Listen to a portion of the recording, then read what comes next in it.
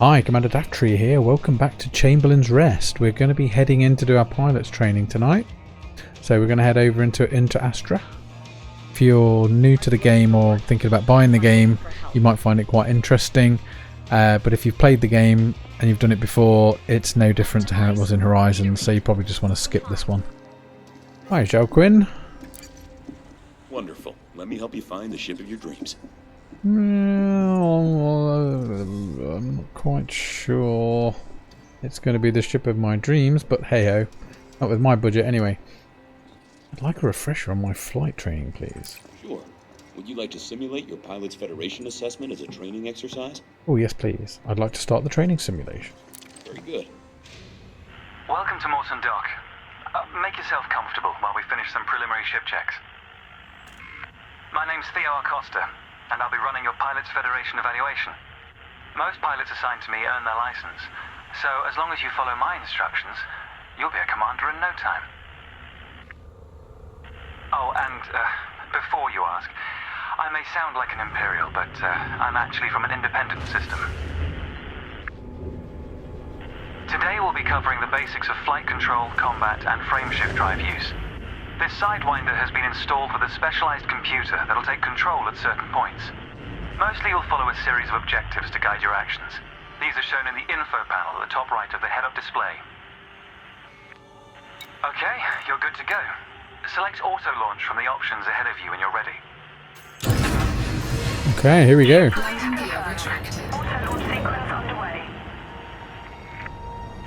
The beauty of auto launch is that you can relax and enjoy the view. One of the ways that technology allows us to appreciate the good things in life.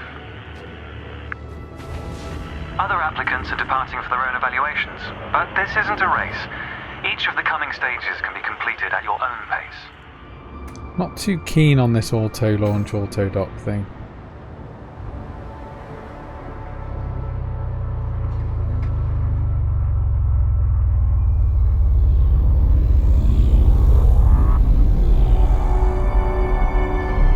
Very nice.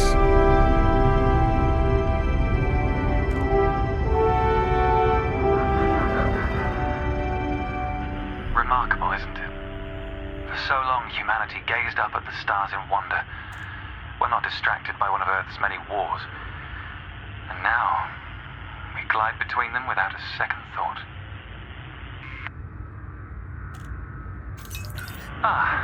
Here we are. Your first task is to demonstrate basic ship movements. A ship's trajectory is primarily controlled by pitch, yaw, and roll. Looks like you've got the hang of individual controls. Let's see if you can put them all together. Your next task is to guide your ship through a series of checkpoints. Head towards the course, following the target indicator.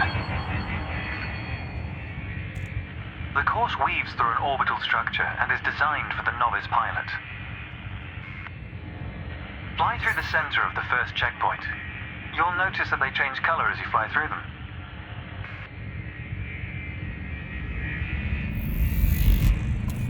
And we're off.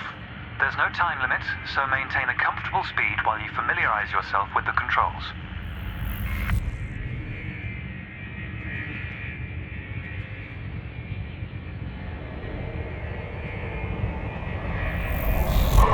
Rolling and pitching together is the most efficient way of turning rapidly.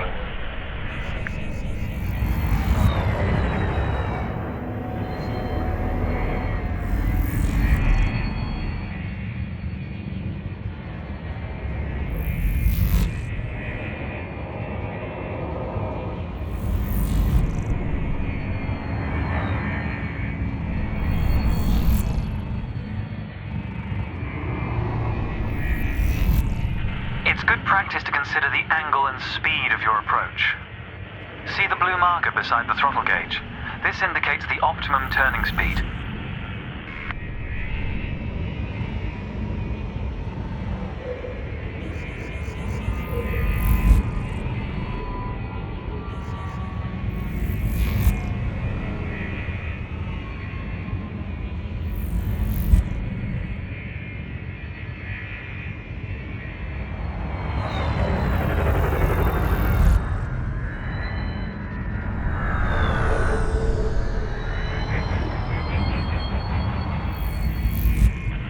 You're approaching a particularly sharp turn, so I advise slowing down to prevent any mishaps.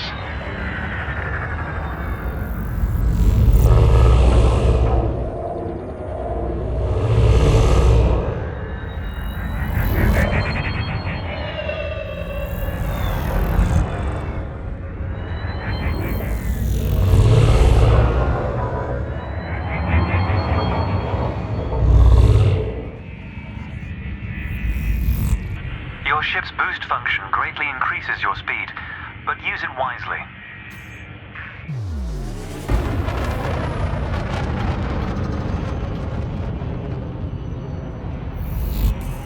That's the last checkpoint. The Sidewinder is an agile craft, and you handled it well. A new icon has appeared on the sensor display in the center of your dashboard. This represents a nearby beacon, which you'll soon scan as part of your evaluation. Target the beacon before we continue. You're going to use your ship's data link scanner to analyze the beacon, but you need to deploy hardpoints first. Good. Most external modules are installed on hardpoints, including weapons. Control is back with you. The beacon is relatively small, so you'll need to position yourself close to it. Watch your speed here. We intend to scan the object, not become one with it.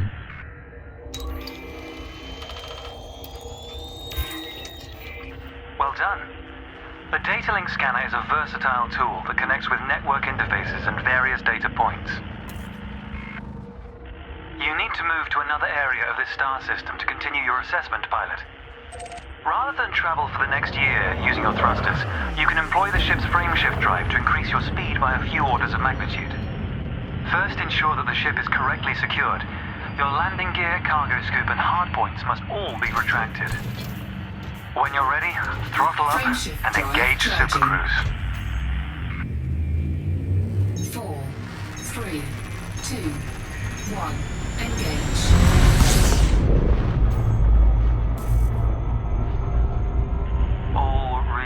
Look good. You're now accelerating towards a velocity comparative to the speed of light, measured in C. Supercruise is used to navigate within a star system, allowing you to cover significant distances in minutes. Usually you'll retain control in Supercruise, but on this occasion your ship's computer is following a preset path. This is a good time to familiarize yourself with a couple of the cockpit panels available to you. In the top left of your HUD is the comms panel, which displays pilot communications and contacts across several channels. The top right is your info panel.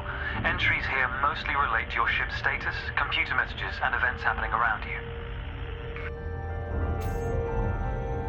Ah, there we go. Welcome to Lightspeed. Watch the distance and speed markers on the dashboard. These are used to help you accurately disengage at your destination.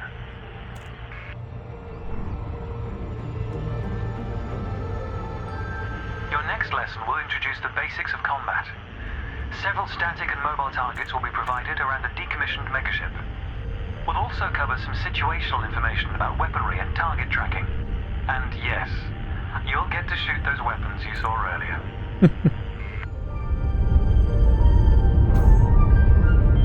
Astronomical bodies have a gravitational effect on the FSD, reducing your ship's speed. The closer the body, the greater the effect.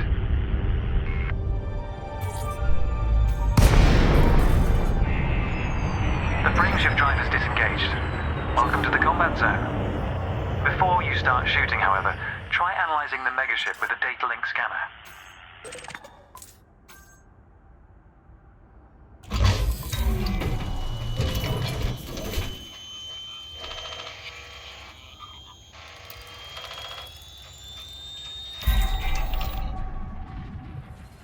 Well done. It's often worth scanning objects you're unfamiliar with to learn more about them. Next, you need to activate your weapons by cycling to a different fire group. You'll notice that your weapons are now listed on your HUD. Fire groups allow you to manage your hardpoints efficiently. Let's begin the combat evaluation. Destroy several of the canisters.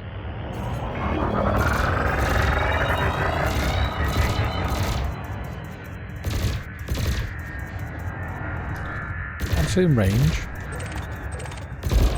Your ship has 2 weapons installed. Make sure you use both your primary and secondary triggers. Thrusters are particularly useful for navigating around large structures. Why not give them a try? Your cannon will automatically reload until the ammunition supply runs out. Meanwhile, your laser will fire until the capacitor is depleted. Oh, quota achieved. Let's dial up the challenge a notch, shall we? All pretty straightforward. An unmanned craft has arrived nearby. These drones are used by the Pilots Federation as target practice, and they're quite harmless. To continue, bring the craft into your sights and open fire.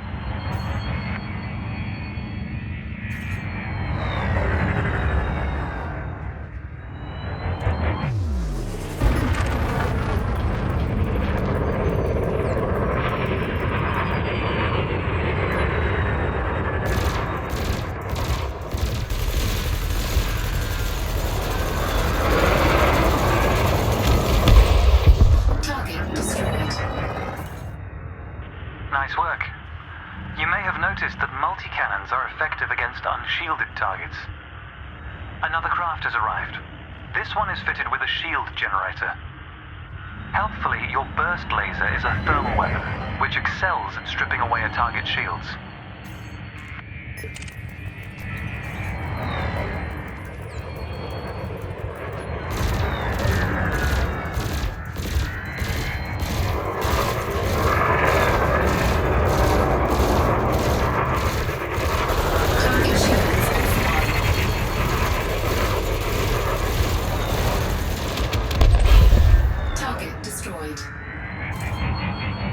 Consider me impressed. Your final target has dropped into the area. This time your opponent will fight back, but its damage capability has been greatly reduced. Your target will not react until it registers shield damage. Engage when ready.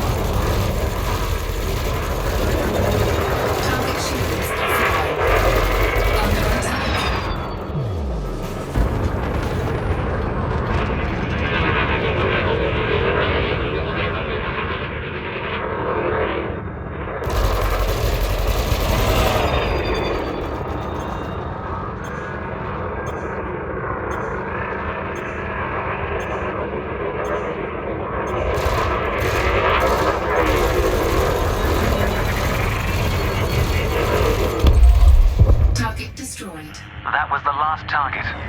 Even if you're planning on a peaceful career, understanding the basics of combat is vital for a pilot's long-term survival. For advanced combat information, you should refer to the pilot's handbook, which we'll cover in more detail soon. Try not to stray too far from the combat area, pilot. The next step of your evaluation involves a hyperspace jump to a neighboring star system. On this occasion, your ship's computer has selected your destination for you. We'll cover selecting destinations manually soon. The mass lock indicator on the bottom right of the dashboard is active. This means a large object is in close proximity, preventing you from engaging the FSD. To resolve this, throttle up to move a safe distance away from the megaship. Cannot comply. Cannot comply. Remember, you can boost to temporarily increase your ship's speed. Cannot comply. The mass lock indicator has gone out. When you are ready to travel light years in seconds, engage the FSD. Shift drive charging.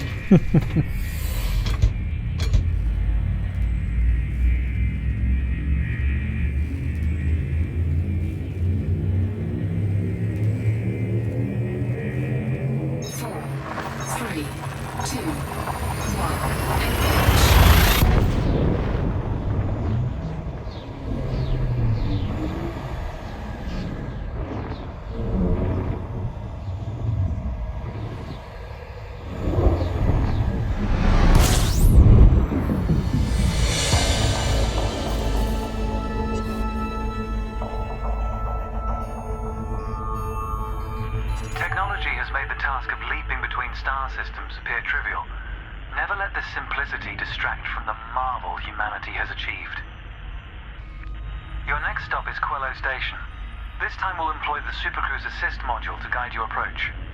Open the external interface panel to your left and select the Navigation tab.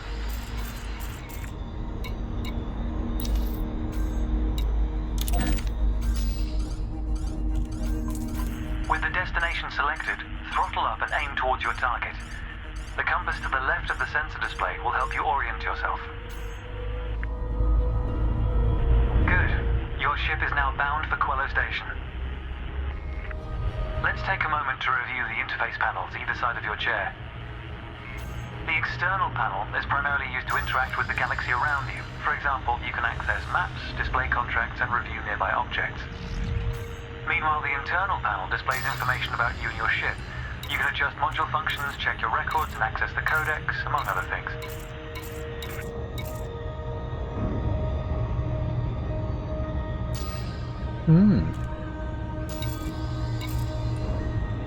Commander Recruit.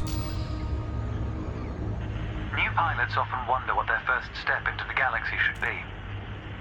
The Pilot's Handbook is a great source of help in this regard.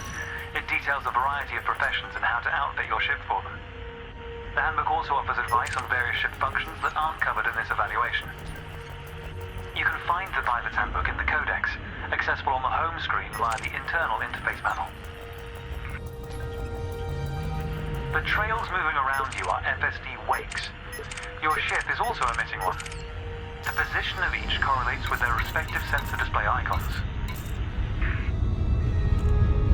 In a moment, we'll be going through the docking process. This will cover docking permissions and a standard landing pad approach. So, all pretty straightforward stuff. Welcome to Quello Station. This is the final stretch. You'll dock here shortly, but I'd like you to position your ship near the starport's access corridor first. Starports are the backbone of humanity's operations throughout inhabited space. They provide mission boards, the commodities market, a number of specialized contacts, and various ship facilities. Most pilot business is conducted via the Starport Services interface. I recommend familiarizing yourself with this screen when docked.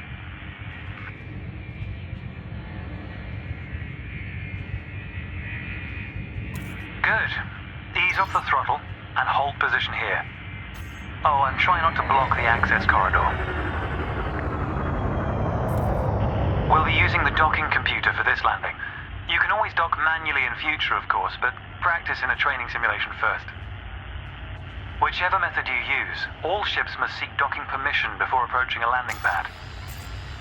To request docking permission, open your external interface panel and select the Contacts tab.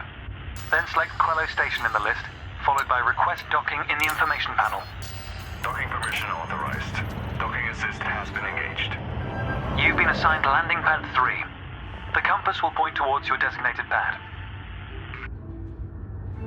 Ships need to be within 7.5 kilometers of a starport for a docking request to be considered.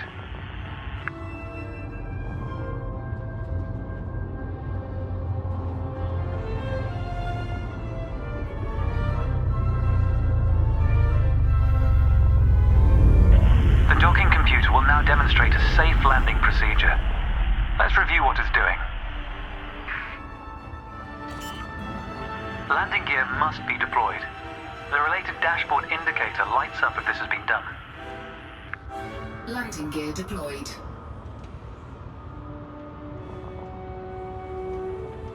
This is an important announcement. Security surveillance is In a moment, the sensor display will switch to the precision approach display, which helps you accurately set belly down on the landing pad. will be met with inappropriate response. Docking procedure complete. Engaging pad restraints. Let's get your ship ready. Congratulations, Commander. Your evaluation has been successful, and a license is being assigned to you as I speak. We just need to finalize your credentials. Enter the hangar to exit this evaluation. It's time to blaze your own trail across the galaxy. The manner in which you do so is up to you. Okay, so there you go. That's the pilot's training completed. Essentially, it returns you back to the main menu. So I assume we're going to go straight back to where we were, but we'll now have a ship in the hangar. Well, that's the end of the pilot's training tutorial.